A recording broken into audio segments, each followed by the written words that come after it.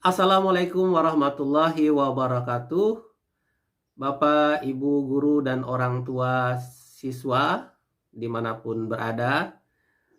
Kali ini saya ingin menanggapi persoalan-persoalan yang saat ini sedang viral.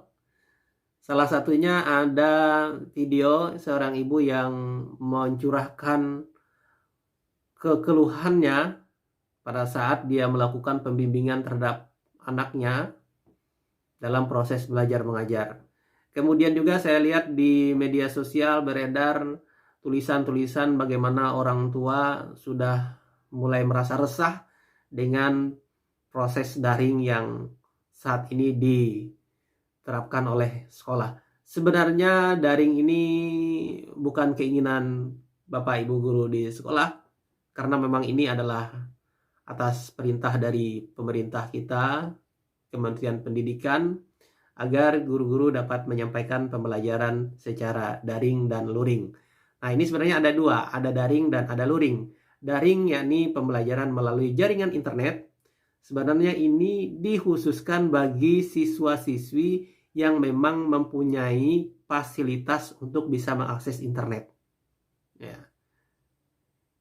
Misalnya, dia punya handphone, punya wifi di rumah, atau punya paket data, berkecukupan untuk membeli paket data, maka dia bisa mengikuti pembelajaran melalui daring. Nah, kemudian ada siswa yang tidak mempunyai fasilitas untuk mengakses internet. Dia punya handphone misalnya, dia punya laptop, tapi dia tidak punya paket data. Orang tuanya tidak mampu untuk beli paket data. Maka anak-anak ini proses pembelajarannya melalui luring, di luar jaringan internet. Caranya adalah guru bisa memberikan tugas secara manual atau materi pembelajaran secara manual dititipkan di sekolah kepada guru piket, ya, atau guru itu sendiri yang menjaga siswanya di sekolah untuk mengambil tugasnya. Nah, kemudian mereka belajar secara manual, kemudian mengumpulkan tugasnya pun secara manual. Inilah yang namanya luring. Bahkan ada beberapa sekolah yang gurunya langsung datang ke tempat siswanya untuk melakukan pembelajaran secara manual, ya. Itu namanya luring. Nah, lalu bagaimana dengan keluhan orang tua ini? Kita dengarkan dulu. Halo, Pak, ulun kena sanggup pak melajari anaknya nggak kena mampu otak ulunan stres ulunnya sudah. kenapa Bu? Ulunnya kena sekolah dijadikan guru di rumah. Nggih, Siapa nang gaji mana anak mana gawian. sabar Bu. Stres ulunnya naik tekanan nang gawian nang sampai 200 sampai 200 anak beot montong sudah. Nggih, Bu. Gara-gara melajari kelas 1 nggak bisa Nggih. membaca bisa menulis. Nggih, Diapakan lagi? sabar Bu, sabar. Tolong jangan apa pengertiannya. Nggih. Nanti apa kebijakan sebagai kepala sekolah pun pian? Insya Allah Bu. Guru-gurunya segelan, tolong ulun yang memohon nah dari bang ulun saya stok. Nggih Bu, nggih. Gila ulun jadinya, jadi umak, jadi guru di rumah. Sabar, Ulun Bu. SD jakanya ulun guru. Nggih, sabar Tetel Bu. ulun Nggih, sabar Bu, Nah, sabar. terima tolong pengertiannya aja Pak. Guru-guru terhadap guru-guru semuaan guru aja. Nah, jadi rekaman video ini sebenarnya adalah seorang ibu yang merekam suaranya melalui WhatsApp, kemudian dikirimkannya kepada salah seorang guru, nah, untuk mencurahkan segala keluhan-keluhannya bahwa memang dia tidak sanggup untuk membimbing anaknya dalam proses belajar mengajar yang dilakukan secara online ini, karena katanya dia bukan seorang ibu yang berpendidikan tinggi, kemudian belum dengan pekerjaannya, ya sebenarnya komplit persoalannya, ya. Nah, bahkan selain ibu ini, kita juga bisa menemui tulisan-tulisan di media sosial yang sedang viral itu kan adalah seorang anak yang sedang pergi ke warnet, kemudian dia nanya di warnet itu berapa biaya atau ongkos pengetikan dan print tugas yang mau dia print itu. Kemudian orang warnet bilang bahwa biayanya sekian, ternyata uangnya tidak cukup, kemudian dia balik, kemudian ditinggalkanlah lembaran itu. Nah, kemudian ada seorang yang melihat itu merasa iba, kasihan, kemudian dimintanya orang di warnet untuk mengetik dan ngeprint tugas sang anak itu. Kemudian dia balik, ya, untuk mencari. Beberapa saat kemudian sang anak balik untuk mengambil lembaran yang tertinggal di warnet tersebut. Kemudian ditanya, nah, ternyata alasannya bahwa memang uangnya tidak ada, ya. Nah, sehingga keluhan-keluhan seperti itu, ya, itu adalah hal yang wajar. Nah, sebenarnya apa yang terjadi saat ini, kita semuanya terjebak dalam situasi COVID-19. Jadi baik orang tua siswa ataupun guru, semuanya tidak ada yang perlu disalahkan dan tidak ada yang perlu menyalahkan. Saya melihat juga di media sosial teman-teman guru ketika mendapat kiriman video viral dan pesan-pesan viral dari orang tua, kemudian ada yang responnya ngegas tinggi, ada yang biasa-biasa saja, ada yang ikut merasa iba.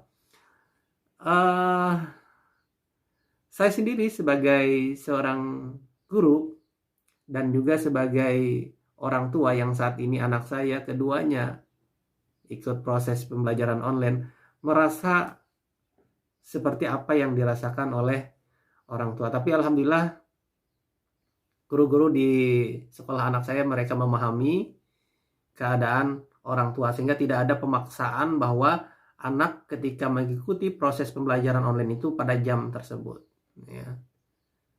Dan tidak harus mengumpul tugas pada jam pelajaran itu juga. Jadi boleh saja tugasnya mau kapanpun dikumpul. Sehingga ini adalah pemahaman yang luar biasa dari guru kepada orang tua. Jadi tidak semua guru yang mengharuskan siswa untuk ikut belajar secara online, ya. Nah, sehingga kami guru juga diharapkan itu melakukan hal-hal sebagai berikut. Kami juga memikirkan, sebagai guru, memikirkan jalan keluar dan cara terbaik sehingga proses belajar mengajar itu menjadi menyenangkan. Tidak ada yang terbebankan, baik itu guru ataupun orang tua siswa. Nah, makanya di teman-teman itu ada menulis pesan untuk kami sebagai tenaga pendidik. Yang pertama itu adalah berupaya untuk melakukan daring dengan cara yang efektif dan murah. Ketika proses pembelajaran itu dapat dilakukan tanpa harus melalui Zoom, video conference, maka tidak perlu dilakukan.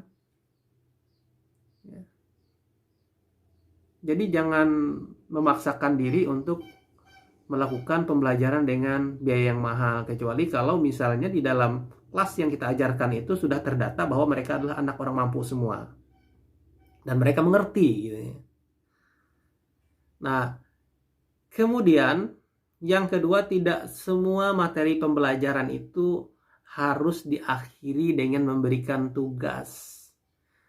Karena apa yang kita sampaikan, materi baik melalui video YouTube ataupun video WA ataupun materi yang dikirimkan secara manual ke siswa, belum tentu dipahami oleh mereka, ya, karena kita tidak ada proses tanya jawab secara langsung, sehingga tidak harus kita memberikan tugas dan menyuruh siswa untuk menyelesaikan tugas itu.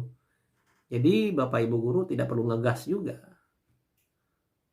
jadi santai saja. Absen setiap hari memang kita perlukan, tapi itu tidak kita wajibkan, ya. Karena ada anak-anak kita yang tidak bisa melakukan absen secara online. Tadi banyak persoalannya. Internetnya tidak ada di rumah, punya handphone tapi tidak bisa beli data internet. Bahkan ada anak yang sama sekali tidak bisa terhubung karena tidak punya HP. Atau sedang berada di luar kota. Kemudian yang ketiga, setiap guru diharapkan tidak mempunyai target yang harus diselesaikan.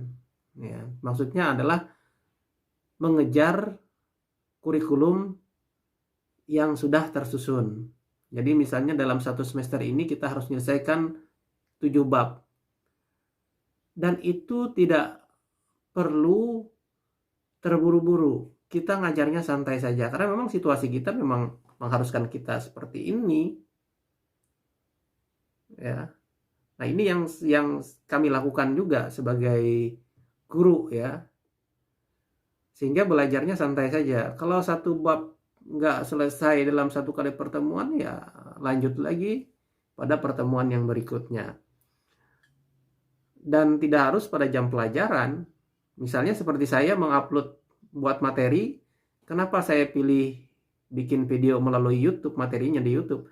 Karena saya berharap ketika anak-anak tidak bisa membuka materi itu pada saat jam pelajaran saya, misalnya jam 7.30 sampai dengan jam 9.30, mereka bisa membukanya kapan saja. Sore hari, malam hari, atau kalau nggak sempat hari ini, karena HP-nya dibawa orang tuanya kerja, dia bisa besok-besok. Atau ada yang ketinggalan informasi materi, dia kapanpun bisa membuka materi itu. Nah, tapi kalau kita ngajarkan secara live, nah ini menjadi persoalan ketika mereka tidak bisa hadir pada jam yang tepat, maka mereka ketinggalan. Oke. Kemudian yang keempat, kami sebagai guru memahami bahwa tidak semua orang tua siswa bisa mendampingi anaknya dengan baik. Nah, kemudian yang kelima, kami sebagai guru juga memahami bahwa tidak semua orang tua siswa berpenghasilan tinggi, sehingga tidak semua siswa punya akses dan perangkat untuk ikut pembelajaran secara online. Kemudian yang keenam, pesan buat kami para pendidik adalah berpijaklah di kaki orang tua murid, bukan di kaki guru. Nanti kita akan paham permasalahan yang dialami oleh orang tua siswa. Jadi Bapak Ibu orang tua siswa, situasi seperti ini mari kita saling memahami, mari kita belajar dengan santai, tidak ada yang menjadi terbebani. Ya. Kalau memang ada persoalan yang dihadapi, ya silahkan saja sampaikan keluh kesahnya kepada wali kelas, kepada guru mata pelajaran. Insya Allah semua guru akan memahami. Tidak ada guru yang memaksa siswa harus mengikuti pembelajaran secara online. Karena pemerintah sudah menganjurkan menggunakan dua metode pembelajaran, yakni pembelajaran online dan pembelajaran offline. Ya. Ketika orang tua siswa di rumah tidak mempunyai kemampuan dalam membimbing anaknya, maka tidak perlu dipaksakan, dan anak sendiri jangan dipaksakan. Nanti malah bikin anak Bapak Ibu menjadi stres. Kalau stres, daya tahan tubuhnya menjadi lemah, akibatnya bisa fatal.